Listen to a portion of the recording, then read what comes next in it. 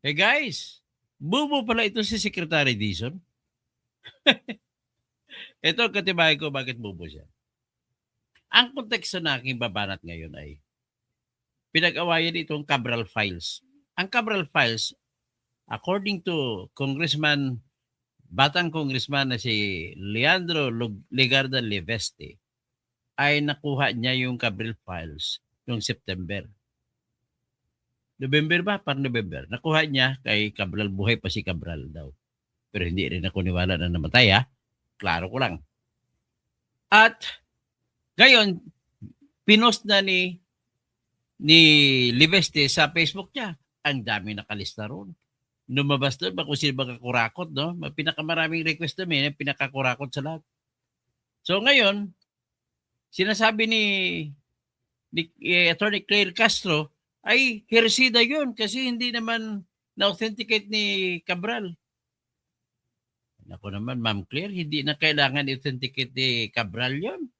The most important is, tuturuan ko kayo mamaya kung paano mag-authenticate. Hindi na importante na buhayin pa ang hindi namatay para ma-authenticate lang. Ito naman si DPWH Secretary Vince Dizon, ay preserved siguro siya. Tinawagan siguro siya ni Atty. Claire Castro na wag mong abinin ha. O, sinabi naman ngayon ni Vince Dizon, ang kinento niya. Ang alam ko diyan, pumunta doon hindi ako nagbigay ng approval, sabi ni Vince Dizon. Nakukuha siya ng kopya ng Cabral Files. Pero sinabi niya, alam naman niya na kinopya daw sa USB sa staff ni Cabral at namilit daw si Libeste.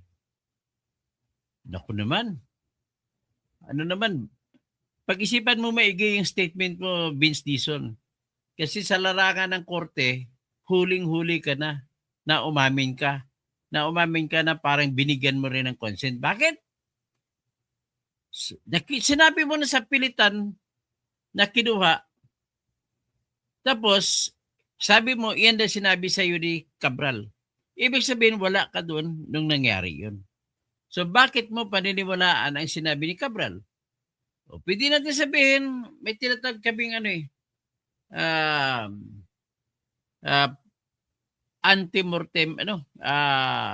anti-mortem statement. Bago mamatay, pag may sinabi ang namatay, ay dinidim na totoo yung sinasabi ng namatay. Kasi sa kaisipan na ang mga tao na alam niya na malapit sa mamamatay ay hindi nagsisinungaling. Ganun po yun. Yan mga anti-mortem statements, ang lakas ng bigat yan pagdating sa korte. Ngayon, sinabi naman ni Cabral kay Dizon, according to Dizon, ay nasa files daw niya yun. Yung binigay kay Congressman Libeste. Pero pinilit daw yung staff niya na magkopya sa USB. So ano yung ibig sabihin? I-analyze natin ang doctrine ng anti-mortem statements.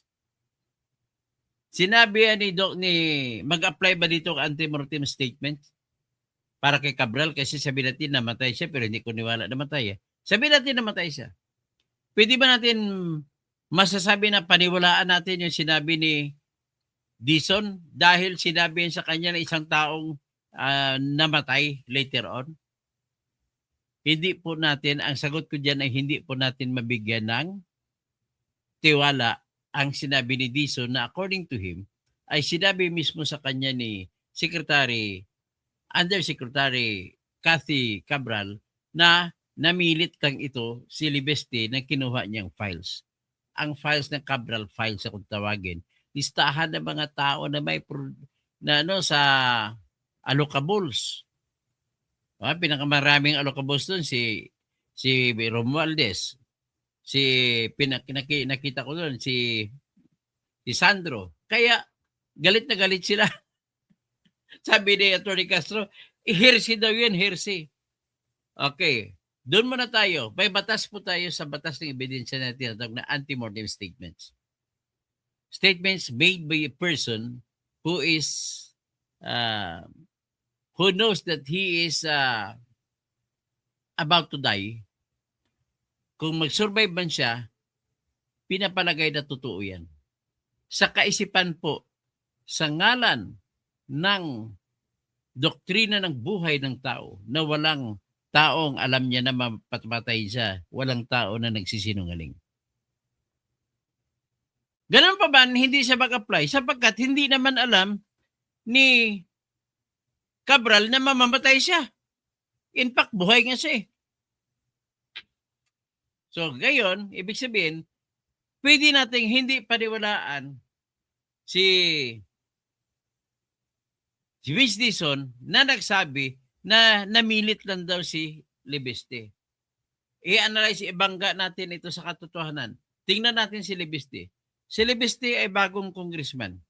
Bata. First time na congressman. Sa tingin nyo ba, isang bata kagaya niya na hindi pa natutong magsinungaling, hindi pa nakatikim ng isang flood control project, ay magsisinungaling nung sinabi niya na kinuha niya, nagpaalam siya kay Vince Dizon at si Vince Dizon ang nagbigay ng authority para makakuha siya ng Cabral files? Sige nga. Sa gitna ni Dizon, nasanay na makakita ng corruption at si Libeste na first time pa lang, sino sa dalawa pagpipilian mo? Sa batas ng ebidensya po, yung taong walang record ay mataas ang credentials. At ang taong may record na nakakita na may korupsyon nangyari ay mas mababa ng konti. Hindi ko sinasabi na wala ng credential si Vince Dizon. Bumababa na ng konti credential niya. At kung ibangga mong credential niya, laban kay Libeste, mas kapani-paniwala si Libeste. Pangatlo, meron tayong doktrina sa ebidensya na ang sinuman na ang nagsasabi na nangyari ang isang bagay na may patunay siya kahit konti lang na nangyari nga, ay mas mataas ang bigat ng ebidensya niya sa kanyang sinabi kontra sa taong nagsasabi hindi nangyari. 3 points na, pabor kay Libeste. Number 4, andyan ang listahan hawak ni Libeste. Papel, pinrint out niya. Meron siyang USB. Ngayon, ano ang gagawin para mapatunayan natin na hindi siya hearsay? Simple lang po, alam ng mga kahit ordinaryo na mga college students na mga magaling mag-copy. Alam na dapat yung malaman po na kapag magkopya tayo mula sa computer, ilagay sa ating USB, pak, copy, pak. Pag copy dyan, nakalagay po dyan yung petsa, oras ng pagkakopy kung kailan. At kung may GPS pa yan na connected sa location, may location services, mailalagay pa kung saang opisina. So ang ibig sabihin, pag tiningnan mo lang ang USB, ebidensya na yun, hindi mo pwede mababago, hindi mo pwedeng matamper ang ebidensya na laman ng USB.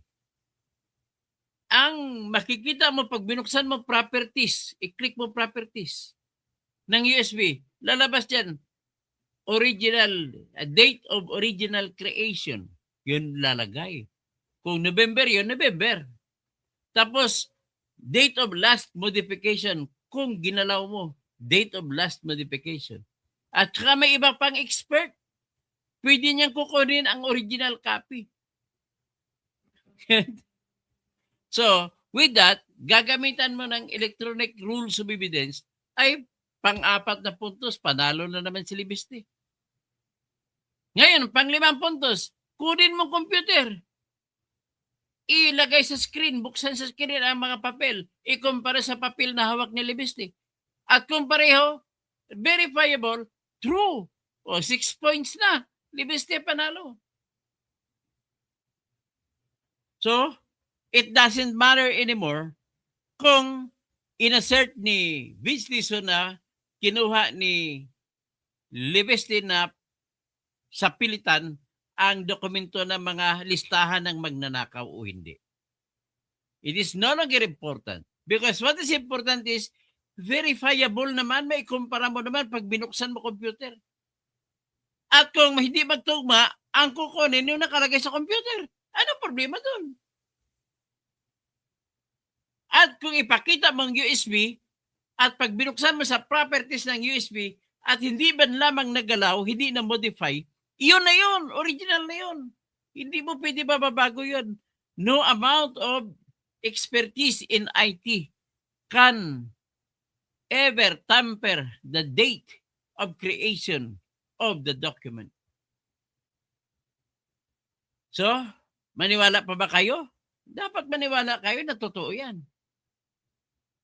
Ito naman, punta natin pang-7 na pruweba natin, si Atty. Castro. Sabi niya, ay, ano daw ito? May hearsay pa daw dahil wala na si Cabral. Attorney, under the rules of evidence, hindi na kailangan na nandun si Cabral. What is important is, in the scheme of things in the computer, kung sino humahawak ng computer, hindi naman si Cabral nag-type niyan eh. Sekretary niya, patawag lang yun. At i-compare niya na siya din ang nag-download. At ibubuksan, i-compare din ang screen sa computer at saka papel. At under the rules of electronic evidence, yung printout galing sa computer ay considered as original document. So ano pang problema natin? Eh di ba? O ilabas natin ngayon yung dokumento ng Cabral Files.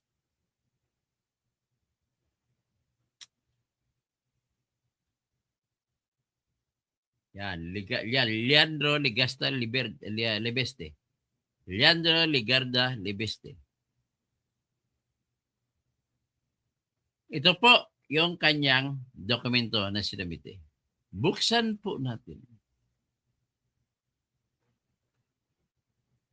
Ito po. Ilabas natin dito.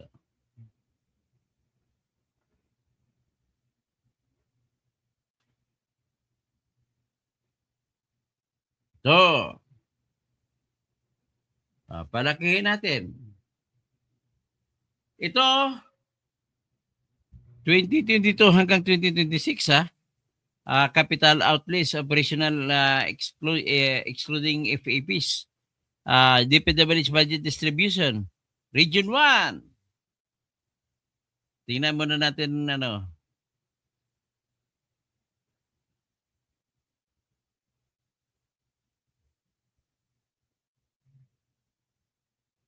Ito, laki naman ito. Teka. Dito natin kukunin sa kanyang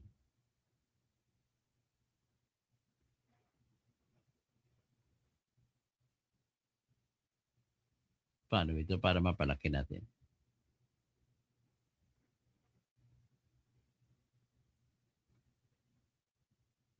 Ito na lang, makikita naman natin, no?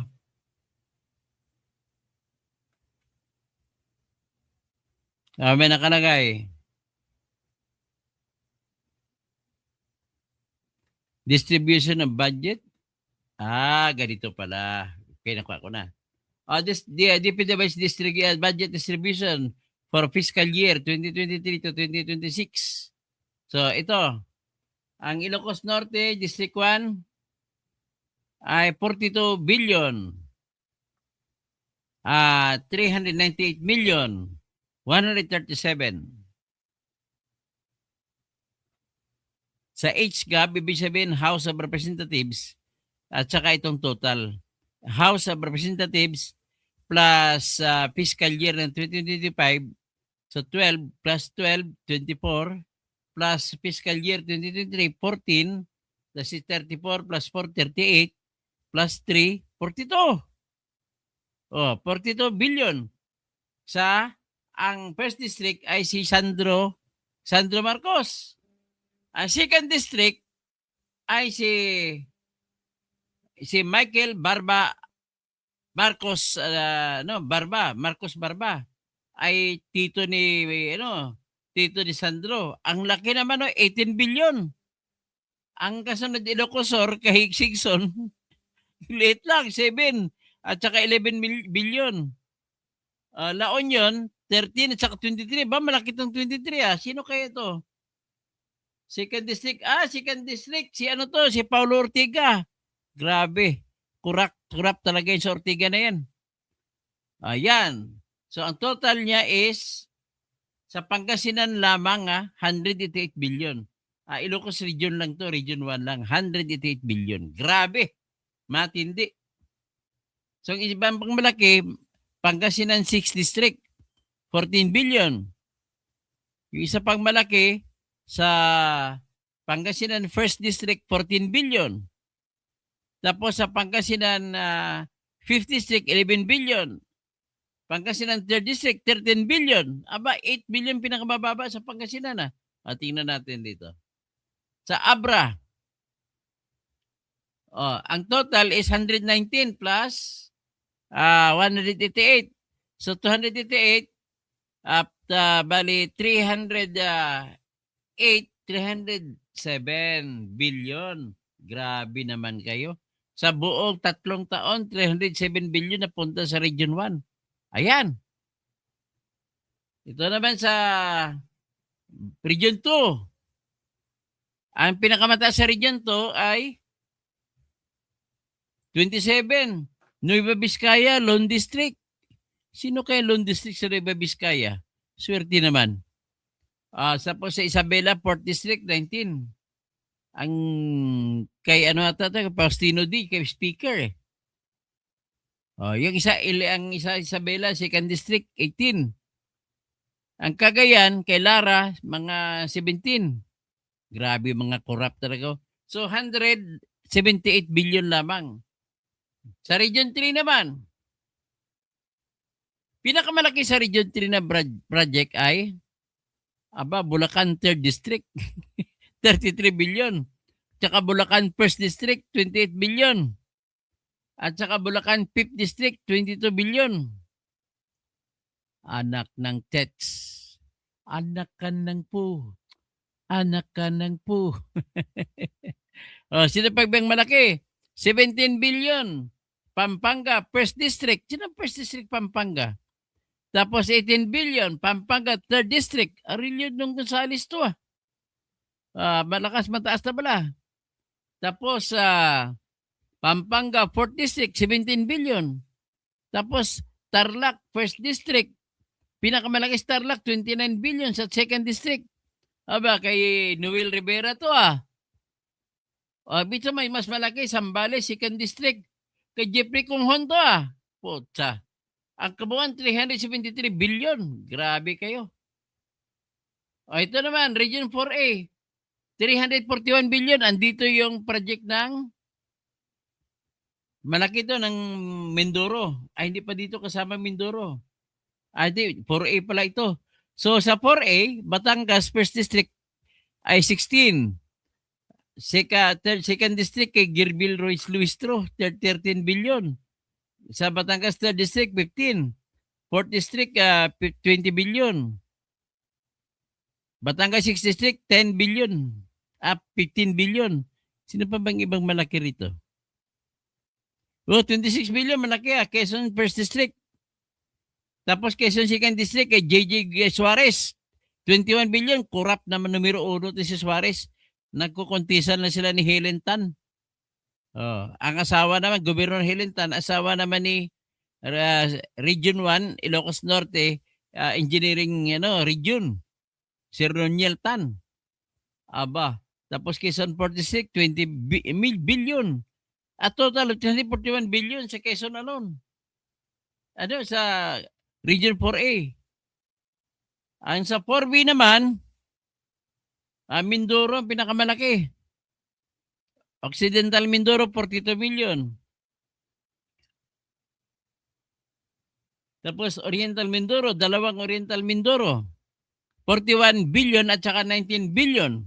Grabe. 80 billion na yan.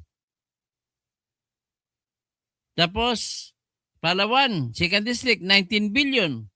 Romblon, Lone District. Draw na. Laki ng kan mo, 34 billion na. Sa Marinduque, 17 billion. Ito naman, Region 5. Sino pinakamalaki sa Region 5?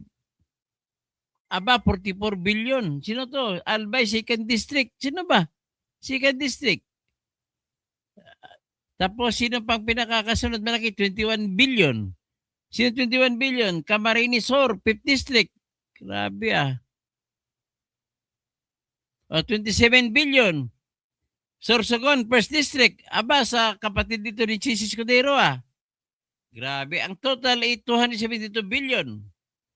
Dito naman tayo sa Region 6. Ang pinakamalaki rito ay Aklan. Kay Harisco. Antique pala. Antique, pinakamalaki. Sa kapatid ni kapatid ni Loren Ligarda, si Antonio Ligarda, congressman. Pinakamalaki sa Region 6. Tapos sa Iloilo 3rd District, 13 billion. Grabe kayo. Ay nako, ito pa ng bayang sinilangan ng aking nanay tatay.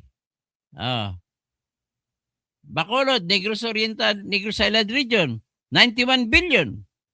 Ang pinakamalaki ay Negros Oriental, 2nd District, si Sagarbarya.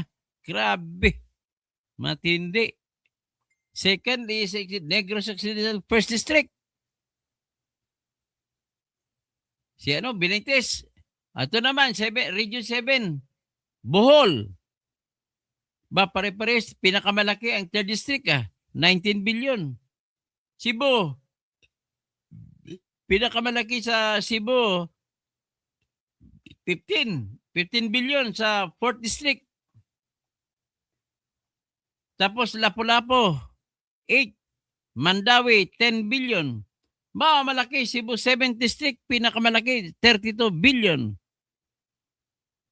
Cebu City, 1st and 2nd, 6 and 9 billion. 177 billion ang kadamuan. So Region 8, sa Waray-Waray Region. Ang pinakamalaki rito ay natural, sa walang pabor-pabor, 1st District ng Leyte, si Martin Romualdez, 32 billion. 2nd District ng Leyte, 31 billion. Grabe. Ang 3rd, Eastern Samar, Lone District, grabe. Eastern Samar, sa Burungan. Grabe Sunod, Region 9. Zamboanga City. Sino pinakamalaki rito? Yung 13 billion, Zamboanga City, 2nd District. Sino pang iba? Zamboanga del Norte o lahat ng Zamboanga Peninsula. Ito, sa Region 9, Zamboanga Peninsula rin. May 13 billion pala dito 93 billion ang total dyan. Sunod sa BARM. Sa Basilan, ano pinakamalaki sa BARM? Ang pinakamalaki, Sulu, 1st District. So, Basilan, Sulu, Tawi-Tawi, Lanao. Walang Maguindanao dito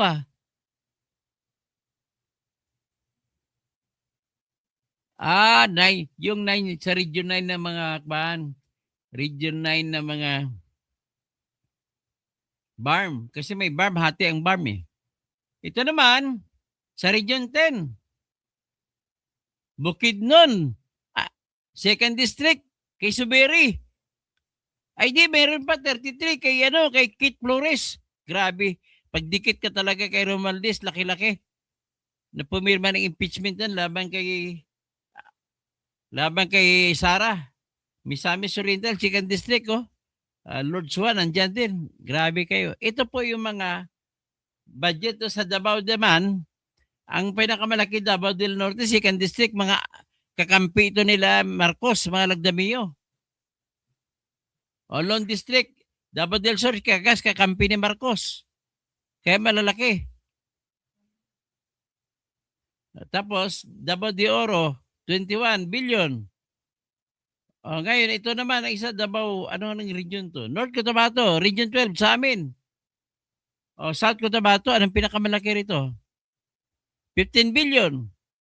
Sarangani, Lone District, Pacquiao Sunod, North Cotabato, 14. North Cotabato, 3rd District, 12 billion. Tapos ang South Cotabato, 2nd District, 11 billion. Ang 3rd District, 11 billion. Ang South Cotabato, 1st District sa Pulumulok, Tupi na distrito at saka Jensan. Hiwalay pa yung Jensan eh. Ang laki. O Agusan, Caraga. O pinakamalaki, 28 billion. Sa Agusan del Norte. Nako. Agusan del Norte sa kaya grupo niya na to ni Fortun, Attorney Fortun. Ayun, may 18 billion pa. Surigao. Sa Surigao, dalawang Surigao del Sur, laki rin. Kay Mumo, Don Norte, kay East Barbers. Tsaka Matugas. Tapos Dinagat Island, 4 billion lang. Agusan del Sur, 2nd District. Agusan del Sur, 2nd District, 19. Del Sur, 1st District, 20. Nako, ito po yung listahan ni